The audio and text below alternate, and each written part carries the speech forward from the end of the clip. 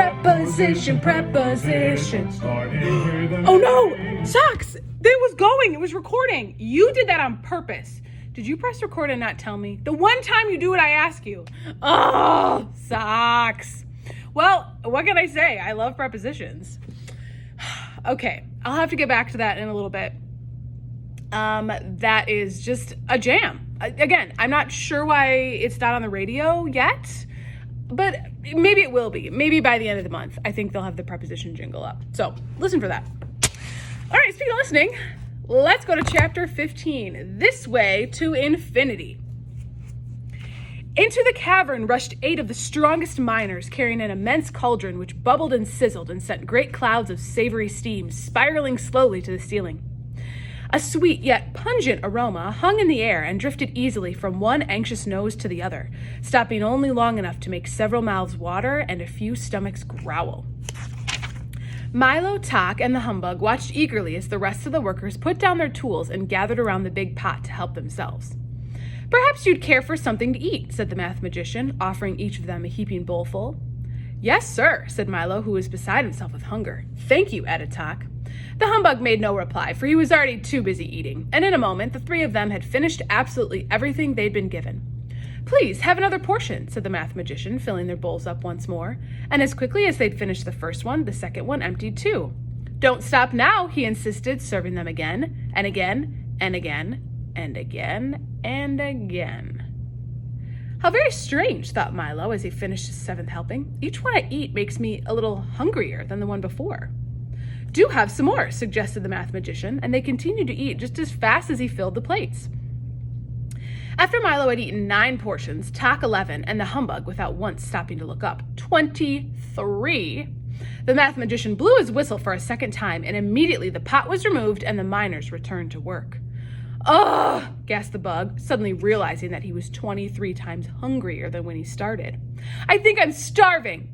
"Me too," complained Milo, whose stomach felt as empty as he could ever remember. "I ate so much."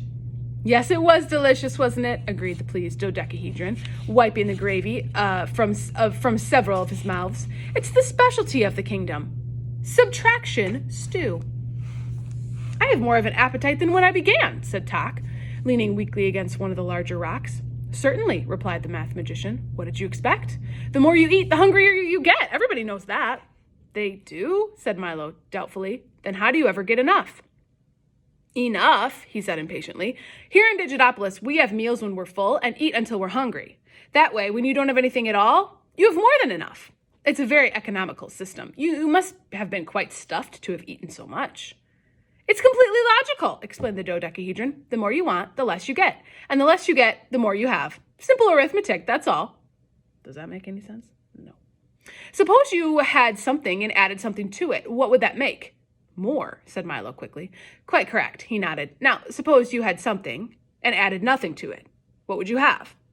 "The same," he answered, again, without much conviction. "Splendid," cried the dodecahedron. "And suppose you had something and added less than nothing to it. What would you have then?" "Famine!" roared the anguished humbug, who had suddenly realized that that was exactly what he'd eaten 23 bowls of.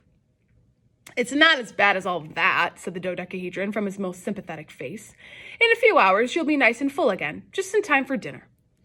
"Oh dear," said Milo sadly and softly. "I only eat when I'm hungry." "What a curious idea," said the math magician, raising a staff over his head and scrubbing the rubber end back and forth several times on the ceiling. "The next thing you'll have us believe is that you only sleep when you're tired." And by the time he'd finished the sentence, the cavern, the miners, the dodecahedron had vanished, leaving just the 4 of them standing in the math magician's workshop. "I often find," he casually explained to his dazed visitors, "that the best way to get from one place to another is to erase everything and begin again. Please make yourselves at home." "Do you always travel that way?" asked Milo as he glanced curiously at the strange circular room, whose 16 tiny arched windows corresponded exactly to the 16 points of a compass. Around the entire circumference were numbers from 0 to 360, marking the degrees of a circle. And on the floors, walls, tables, chairs, desks, cabinets, and ceilings were labels showing their height, width, depth, and distances to and from each other. To To one side was a gigantic notepad set on an artist's easel, and from hooks and strings hung a collection of scales, rulers, measures, weights, tapes, and all sorts of other devices for measuring any numbers of things in every possible way. No, indeed, replied the math magician, and this time he raised the sharpened end of his staff and drew a thin straight line in the air, and then walked gracefully across it to the other side of the room. Most of the time, I take the shortest distance between any 2 points. And of course, when I should be in several places at once, he remarked, writing 7 times 1 equals 7 carefully on a notepad, I simply multiply. Suddenly, there were 7 math magicians standing side by side, and each one looked exactly like the other. How did you do that? Gasped Milo. There's nothing to it, they all said in chorus. If you have a magic staff. Then 6 of them canceled themselves out and disappeared completely. But it's only one big pencil, the humbug objected, tapping it with his cane. True enough, agreed the math magician, but once you learn to use it, there's no end to what you can do. Can you make things disappear? Asked Milo excitedly. Why, certainly, he said, striding over to the easel. Just step a little closer and watch carefully. After demonstrating that there was nothing up his sleeves, in his hat, or behind his back, he wrote quickly. I'll show you the equation, and then I'll read it to you. So, here's the equation. Easy, right? You probably already solved it.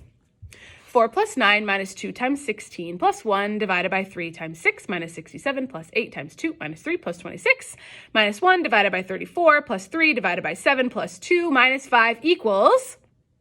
Then he looked up expectantly. 17, shouted the bug, who always managed to be the first with the wrong answer.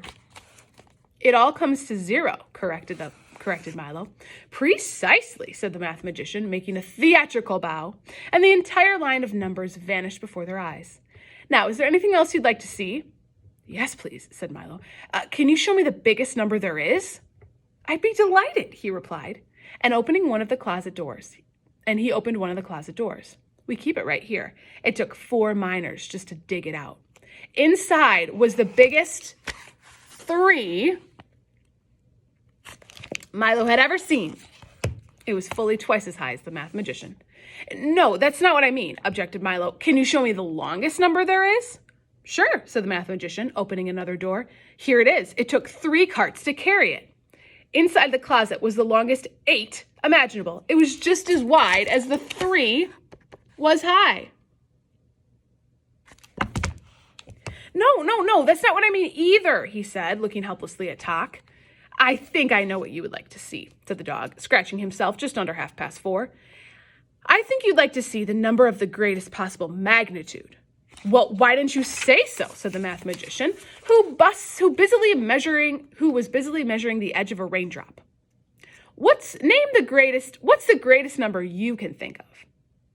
9,999,999,999,999, recited Milo breathlessly. Very good, said the math magician. Now, add 1 to it. Now add 1 again, he repeated when Milo had added the previous 1. Now add 1 again. Now add 1 again. Now add 1 again. Now add 1 again. Now add 1 again. And now add 1 again. And now... But when can I stop? Pleaded Milo. Never, said the math magician with a little smile. For the number you want is always at least 1 more than the number you've got. And it's so large that if you started saying it yesterday, you wouldn't finish it tomorrow. Where could you ever find a number so big? Scoffed the humbug. In the same place they have the smallest number there is, he answered helpfully. And you know what that is. Certainly, said the bug, suddenly remembering something to do with the other end of the room. 1/1,000,000th? Asked Milo, trying to think of the smallest fraction possible. Almost, said the math magician. Now divide it in half. Now divide it in half again. Now divide it in half again. Now divide it in half again. Now divide it in half again. Now divide it in half again. Now divide... Oh, dear, shouted Milo, holding his hands to his ears. Doesn't that ever stop either? How can it, said the math magician, when you can always take half of whatever you left until it's so small that if you started to say it right now, you'd finish it before you even began. Where could you keep such a thing so tiny? Asked Milo, trying very hard to imagine such a thing. The math magician stopped what he was doing and explained simply. Why, in a box that's so small you can't see it. And that's kept in a drawer that's so small you can't see it, in a dresser that's so small that you can't see it, in a house that's so small you can't see it, on a street that's so small you can't see it, in a city that's so small you can't see it, which is part of a country that's so small you can't see it, in a world that's so small You can't see it. Then he sat down and fanned himself with a handkerchief and continued. Then, of course, we keep the whole thing in another box that's so small you can't see it. And if you follow me, I'll show you where to find it. They walked to one of the small windows, and there, tied to the sill, was one end of a line that stretched along the ground and into the distance until completely out of sight. Just follow that line forever, said the math magician, and when you reach the end, turn left. There you'll find the land of infinity, where the tallest, the shortest, the biggest, the smallest, and the most and the least of everything are kept. I really don't have that much time, said Milo anxiously. Isn't there a quicker way? Well, you might try this flight of stairs, he suggested, opening another door and pointing up. It goes there, too. Milo bounded across the room and started up the stairs, 2 at a time. Wait for me, please, he shouted to Tok and to the humbug. I'll be gone just a few minutes. And that is where we end. Okay, chapter 16 will be coming later on. See ya.